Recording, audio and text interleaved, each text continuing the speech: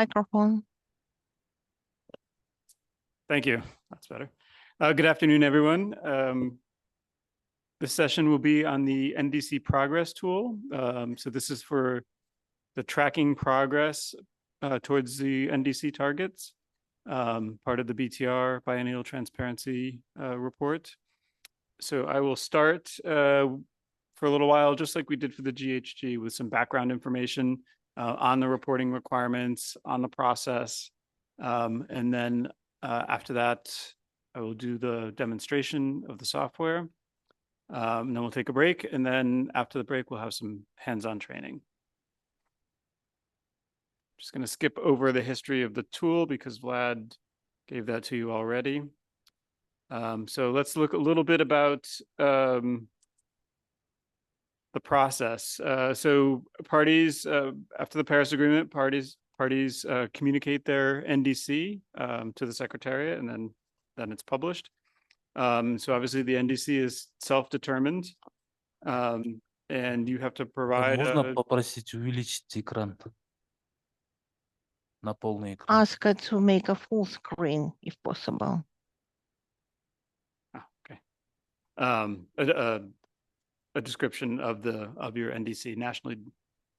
Sorry, excuse me. And then through your actions, you implement the NDC. So you develop the policies, collect the data, all the things you need to both have the progress and from a reporting point of view to track the progress. And then finally, you report that information on your tracking of the progress in the BTR, your Biennial Transparency Report. So just some of the key things here that are different from what has been in your BUR reports that you've done to date, or biennial reports for Kazakhstan. So you need to identify indicators that you will use to track your progress towards your target. And we'll talk more about this later, but things like reference years, levels, baselines, base years, a lot of things that together seem confusing, but when you sort of nail down and identify what your target is and what's appropriate to it, I think it becomes a lot easier. So your indicators need to be consistent with the NDC. They need to be relevant to the NDC, right? So the indicator that you use to track your progress can't be something completely unrelated to the target in your NDC. And I'll give an example, just the simplest approach, because I think a lot of people often have confusion with this concept of indicators. So for a greenhouse gas emissions based target, so let's say your target is to restrict emissions growth to 10% over the 2020 level by 2030. So it's an economy-wide emissions based target. Your indicator is simply your emissions. So this is not some difficult concept. It's very straightforward. But if you have a more, say, softer target or less quantitative or less precisely defined, so if your indicator is, we would like to increase renewable energy by 20% by 2030. Then you might need different indicators to track it, depending on, it's up to you to choose. But so you could have an indicator for solar, for hydro, for wind. And those indicators could be based on installed capacity or amount generated. And so you have the flexibility in choosing the indicator, how you will decide if you've met your target. So here's some examples of one. So greenhouse gas emissions and removals, that's the simplest one. Reduction in greenhouse gas intensity. So that's your emissions with respect to the size of your economy. There could be one that's based on specific policies and measures. So if your goal target was, let's see, increasing energy efficiency in buildings by 10%. Your indicator could be the number of buildings renovated in a program designed to do that. And then that's for emissions-based targets. For other targets, lots of things, right? Forestry-based targets like reforestation, carbon neutrality, things that become even less quantitative as well. So these are all out there, and this is perhaps one of the most, I think, for parties, complex parts of preparing for doing the reporting on their progress toward the NDC. So, and it really depends on what your NDCs have already been created. So it depends on what those targets are in your NDC, how complicated the process of choosing those indicators might be. And so just for those that have done BURs or BRs, the other part, some of the other parts of the BTR, in addition to the specifically tracking progress toward the target, is information on your policies and measures and projections of what future emissions will be in the future, right? So estimated emissions in the future. And so for example, in the BUR, projections were not required. In the BTR, they are required, except for developing parties that choose to exercise some flexibility, and we'll talk about that a little bit later. The information about describing your domestic MRV system, so how you're evaluating your implementation of policies, that becomes a shall. So you have to describe the legal and institutional arrangements that you have for this. Same thing on market-based mechanisms. That was actually required in both.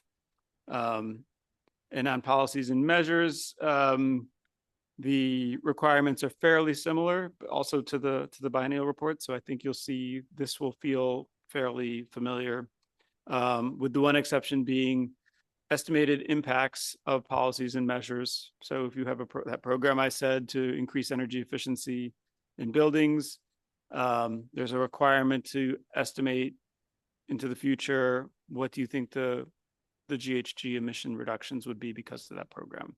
And again, there's flexibility because that is not an easy thing to do. And so for parties that need it, you have flexibility on reporting those.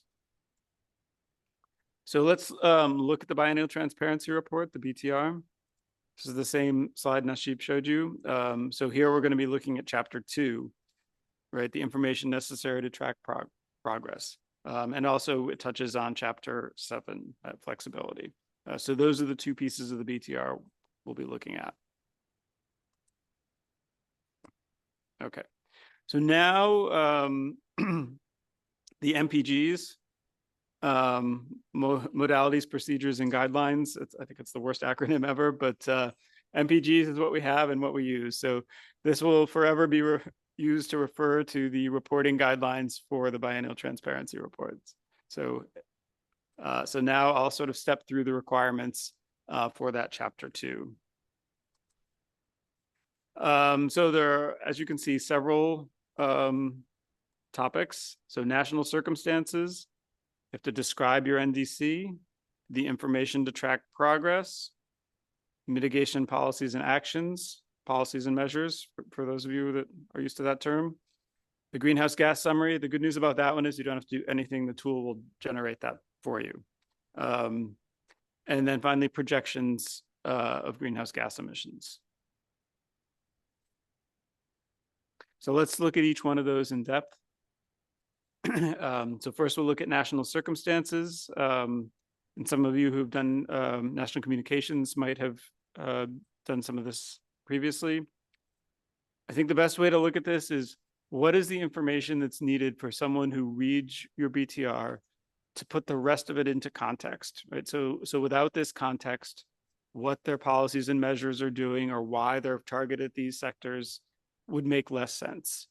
So the goal here is to give the background information to a reader to understand the situation in your country, to help them then understand your policies and mitigation actions and why your emissions are changing the way they are. So I think that's the best way to look at overall this. And so you'll have this presentation, so I don't have to read each one, but things like the population, and not just the population, but how is it changing over time? What are the unique geographic features of your country? and the economy and how, and again, not just what it is now, but how it's changing over time to help readers understand why your emissions have done what they've done for the past 20 years or more, and why it's likely you're indicating that they're going to change in a certain way in the future.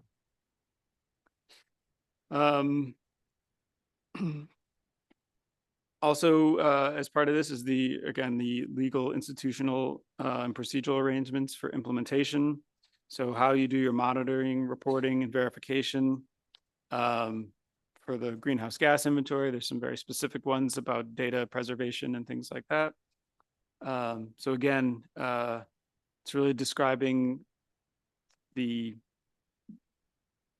government arrangements that have been made for these areas. And then finally, similar to that, institutional arrangements on tracking progress, specific to tracking progress as well. And in particular, internationally transferred mechanisms, market-based mechanisms, carbon credits that can be traded. So those have some very specific requirements on how that's done within the country. So next is the description of the NDC, against which progress will be tracked. So these are the things we looked at before: target or targets, and then the information about those targets. And again, when these were written, different parties use different words to define these things, and so all the words ended up being in the guidelines, I think. So I know it can seem a little overwhelming, but it's really not.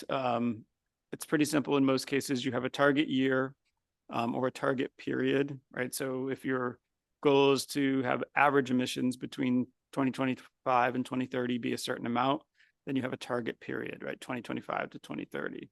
If your target is for your emissions to be something in exactly 2030, then 2030 is your target year. And then the reference point level baseline base year, that is what you're comparing against, which is not required, but most parties have some comparison to say, how are our emissions going to change relative to 1990 or 2000 or 2020? And so that's your reference year. And then your reference level is simply what were they in that year, for if we use emissions as our example. And then finally, there's another type of target. We'll go in these later. Another type of target called the business as usual, which is what you project what your emissions would be if you don't take any mitigation actions. And so that BAU scenario becomes your baseline. It's the word baseline. And then you're going to say, I'm going to be 5 or 10% below this baseline, right? So that's what the baseline means. So stepping through the rest of these, scope and coverage. This is saying which sectors are included in your target, which gases. So all the things that define the boundaries around which you're measuring your progress. Whether or not you intend to use cooperative approaches, again, market-based mechanisms, tradable carbon credits, towards either as a country that would be offering them to sell, because then you need to have you don't get to count that, of course, towards your own progress. Or as a buyer, whether you intend to use them as part of the way you're going to meet your outcomes. I think that's it for that. And then just if your NDC has changed, of course, you need to indicate that here as well. So finally, indicators. So I think this is what I talked about before.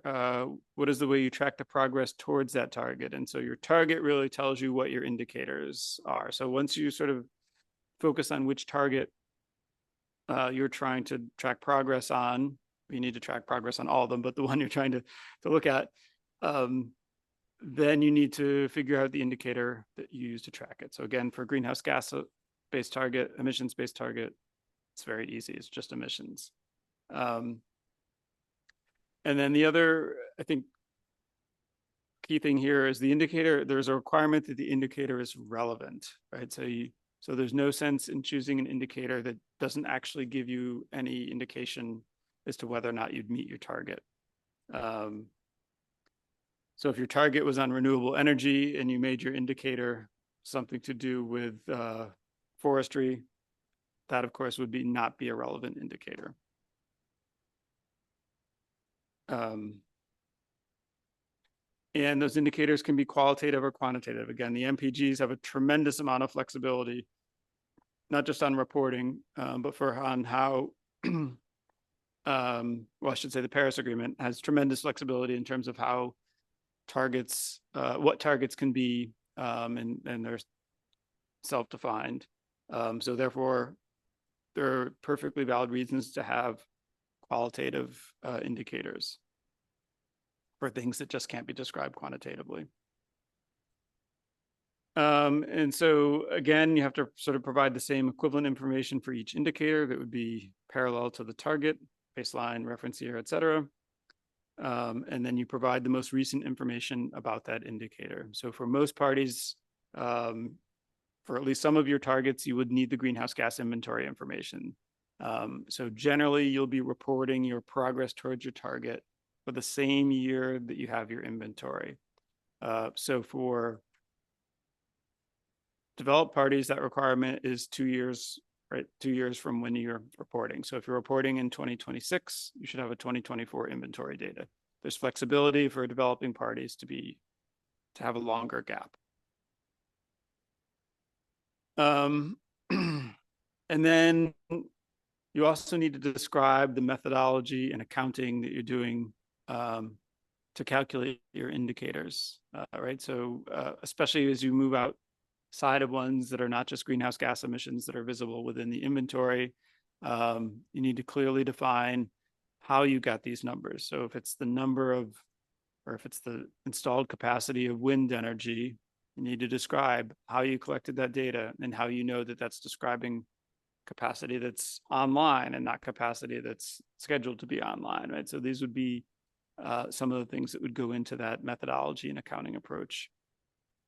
And again, depending on the target and therefore the indicator, they get more complicated, right? So if you have one of these business as usual targets, then you have to completely describe how you constructed that baseline emission scenario that you're trying to reduce from. Obviously, if you think about that, it's extremely important that baseline projection has to be accurate. Otherwise, it's not really reflecting actions taken in the country. And then any other assumptions or key parameters or data sources that are used towards calculating the targets and the indicators. A good example would be some parties have said, we're going to reduce our economy-wide emissions by this, and we define economy-wide emissions as these sectors, right? And it might not actually be all sectors. So that would be an example of a very important definition that would need to be reported. So I think that those are the key things here. And again, I think someone mentioned earlier, this emphasis on avoiding double counting, right? So, and that's the reason for having to describe your methodologies clearly, especially if you're selling market-based mechanisms, in particular, to make sure that there's no double counting of the savings. And just moving on. So again, there's a lot of requirements, but I hope you'll find that the software will walk you through providing a lot of those so that it won't feel quite so overwhelming. So for each indicator, you have to describe how it's related to the NDC, how the methodology is consistent for each reporting year, because these are all important things because we're going to be comparing a time series. It's, in a sense, it's just like the greenhouse gas inventory, where consistency from year to year is very important, that you have comparable data. Yeah, so I think these are mostly the same. And then the structured summary, which is tables 1 through 4, I'll go through all the tables in a minute, is where all this information is provided. And we'll show that, and we'll generate one in the tool. So the next area, excuse me.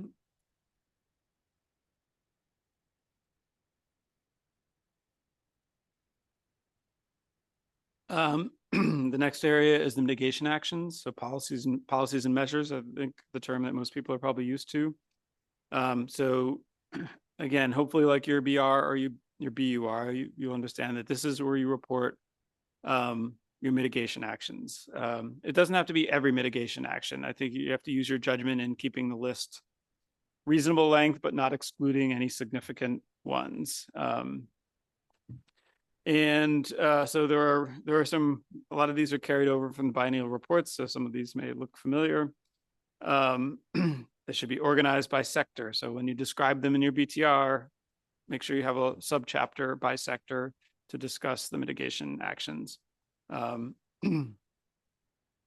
in tabular format as well.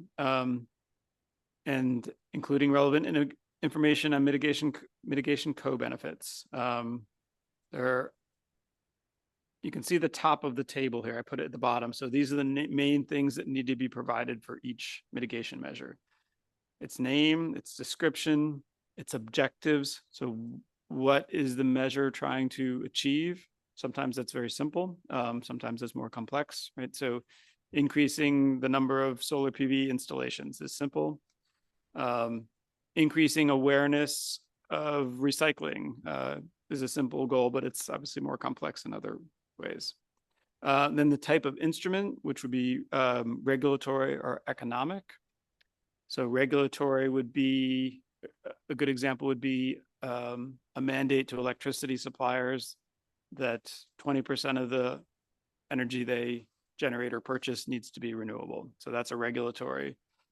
An economic one would be, we'll have a feed-in tariff that will pay however much per kilowatt hour, megawatt hour of electricity for renewable electricity. So it's whether it's an incentive or a requirement. The status, whether it's implemented, so it's already in place, adopted, which would mean, is there a question? Stop me at any point if you have a question. What's that?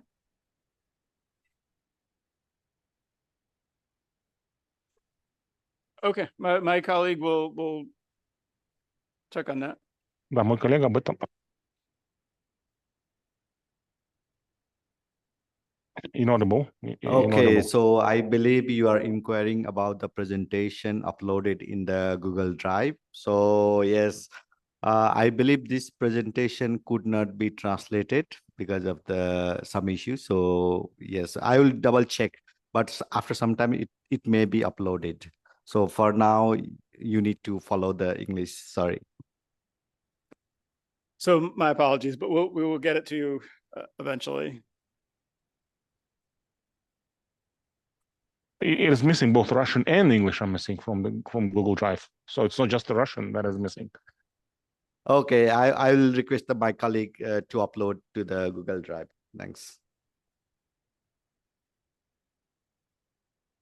So just continuing the information that you need to report on each policy or measure, the sectors that it affects, the gases that are affected, when it began, and the name of the entity that's responsible for it. And then there's the estimated emission reductions. So again, there's flexibility on this, but I certainly encourage any party that can to report whatever information that you have. So even if it's just one or two of your measures, reporting estimated reductions is very helpful to help people understand the impact of those policies.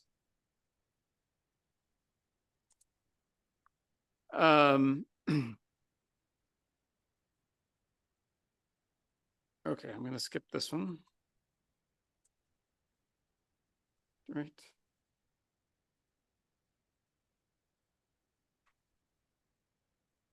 Yeah, sorry, there's a mistake on this slide. I'll fix this mistake and then we'll post it again.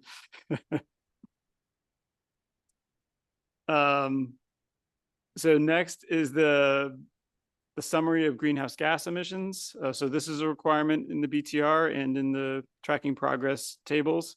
But fortunately, the MPGs were written that this is very simple. It's just the exact same table that is generated in the greenhouse gas inventory. So the tool will automatically put this table in for you. And now the projections of greenhouse gas emissions and removals. So there, you can see there's about 10 paragraphs within the MPGs that describe the requirements. Developing parties that need flexibility are encouraged to report the projections, which means you can choose to not report them altogether. But they're also, we'll go over the flexibilities shortly. There are several other types of flexibilities to encourage you to report what you can report and not be penalized. So you'll see there's different ways to do that, because hopefully, right, that everyone can try to report at least some projections. So again, the requirements, these will look familiar for those familiar with the biennial reports. The projections should be both in graphical and tabular formats, so a picture and the numbers. They need to begin with the most recent year in your national inventory report. So again, if 2022 was your last data year, that's the starting point.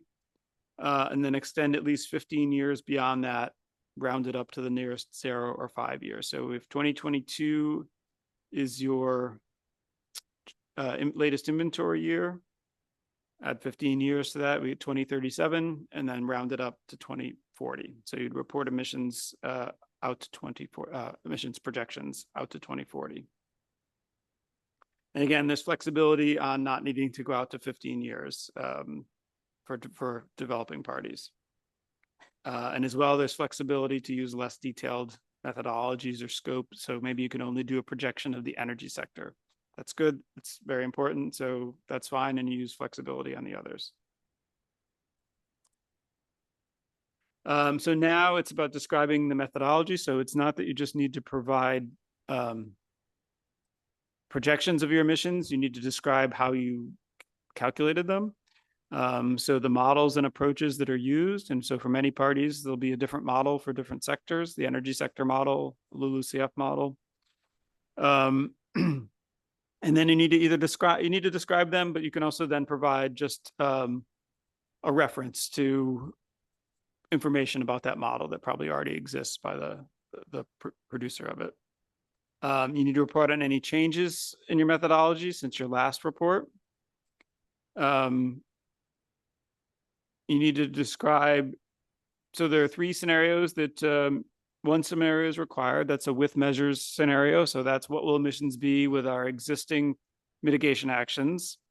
And then optionally for all parties, they can report it with additional measures. So that would be, okay, but we're also planning to do these other things, but they're not adopted yet. So here's what our emissions would look like if we did these other things. And then finally, there's a without measures, which is sort of an academic exercise of predicting what your emissions would have been without your mitigation actions that are already in place. And so that requirement C there is you have to clearly define which of the measures, which of your mitigation actions are included in that with existing and with additional measures scenario, so that it's clear which policies have been modeled. And then there's a requirement to do some sort of sensitivity analysis also, looking at either like some of your key projections, like if your economy grows faster than expected, or things like that, how it would impact the results. And then certainly a new requirement that was not in the biennial report was you also need to provide projections of the key indicators. So these are the things that you're going to use to track your progress. Sometimes, like if it's emissions, it's already done. But if there are other indicators that are more specific, you'll need to project those for the same years as well. And again, flexibility for developing parties. And then finally, the requirement is you also need to do these emissions not just for the full economy, but by sector and by gas. But again, flexibility can be applied. So speaking of flexibility, let's go over the 4 provisions for flexibility for the tracking progress portion. So we have what's in paragraph 85, which is for the estimated impacts of policies and measures.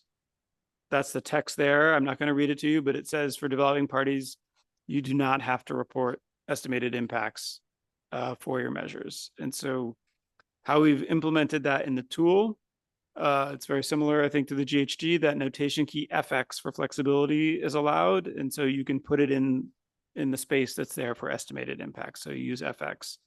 If you haven't selected this option, the software will not accept FX.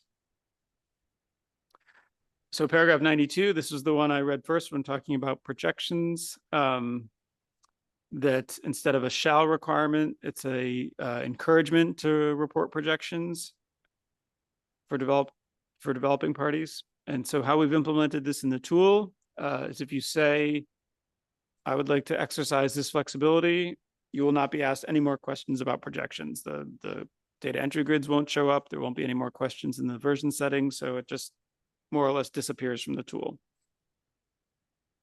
Paragraph 95 is about the need to go 15 years out from your latest inventory year. And so this says for parties that need flexibility, you can go to at least the endpoint of your NDC. So for most parties, that's 2030. So you could do projections to 2030 when you exercise this flexibility. And how we've implemented that in the tool. Essentially, if you turn this flexibility on, it will allow you to enter an earlier year for the projections. Otherwise, it will not allow that. And then lastly, there's a little more broader description about if you need flexibility, you can report using a less detailed methodology or coverage, which is not very specific. So how this is implemented in the tool is if you exercise this, you can use the notation key FX anywhere in the projections area. So any number that you can't calculate, if you've only done the energy sector, you put your numbers in the energy sector and then you just fill everything else in with FX. And so finally, there is a shall requirement for when flexibility is used that you need to explain the circumstances behind the need for it. So this is not optional. So if you're going to exercise these, you just need to explain why you need to do this. And you'll see where those questions get asked in the tool. So this information goes both in the Biennial Transparency Report and in the CTF tables. But fortunately, in many cases, you can just reference information in the report. So if you've got definitions, you can reference the definition rather than repeating them in the table. But here are the tables. There are actually 13 of them. So you've got the first 4 related to your NDC and tracking progress toward that NDC. Then you've got the mitigation policies and measures, table 5. You've got table 6, which is the summary of the inventory. I can't say you don't have to do anything. You have to tell it which inventory to get the numbers from, but then the system will do the rest. And then you've got your projections. So 7, 8, 9, 10, and 11. So the first 3 are those 3 scenarios I described, the with measures, with additional measures, without measures. The next one is the projections of key indicators that we talked about. And then the last one is the underlying assumptions and data that went into your projections. So things like population, and not just population today, but population today and in what it's predicted to be in the future. Gross domestic product, right? The economy, economic output. Fuel prices, right? World fuel prices. Information like that is also fed into the projections model to help it determine what emissions will be. And then finally on response measures, so information necessary to track progress on the implementation and achievement of domestic policies and measures implemented to address the social and economic consequences of response measures. So these are when there are so for example, for a party that is a oil producing country, and if they use less oil and they produce less oil, that might have a negative impact on that part of the economy. They can report on what measures they're implementing to offset that, right? So those are the social and economic consequences of one of their mitigation measures. And so these, oh, yes, and the 13th table is not called table 13, but called appendix, and that's just the description of your NDC. It's optional, but it's very easy because you have a table that looks almost exactly like it when you submitted your NDC. So you really just have to copy and paste the information. So this is just a summary of the same information on the previous page, but it's identified where the flexibilities can be. But you'll have it for reference.